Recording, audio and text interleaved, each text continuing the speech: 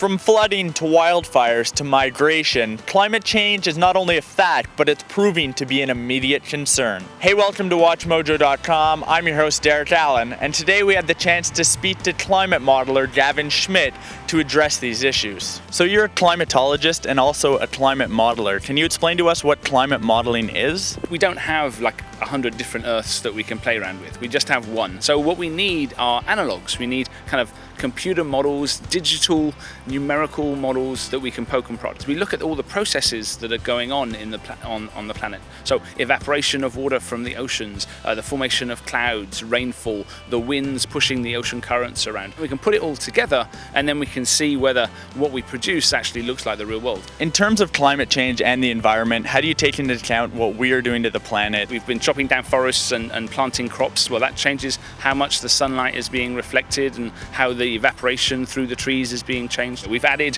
greenhouse gases to the atmosphere. We've added about 30% more carbon dioxide. We've doubled or more the amount of methane in the atmosphere. They've made most of the difference in the last few decades, and particularly the last few decades of global warming. It is obvious that humans are in some way a part of the problem. How are you able to support this claim? Different causes of change have different fingerprints in the system. So for instance, if the sun gets brighter or dimmer, and it does, it has an 11-year cycle, it gets slightly brighter, slightly dimmer. What that does is it heats up the whole atmosphere from the bottom all the way up to the top. Greenhouse gases have a different signature, so they heat up the bottom, but they actually cool the top. And so if you look for specific patterns that are associated with specific forcing elements or for specific drivers, then you can see whether what we thought of as being the cause actually is the cause. So we can do this kind of pattern recognition and build a kind of a balance of evidence. So you mentioned some of the symptoms that we've seen in the past and we're seeing now.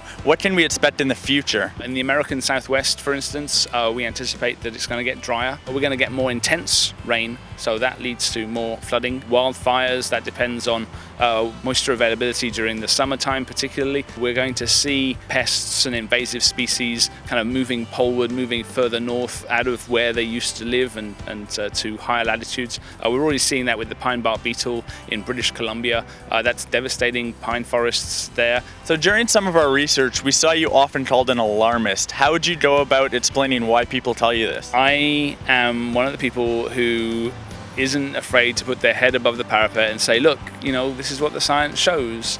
Global warming is real, it's being caused by humans, and it's very likely to get worse.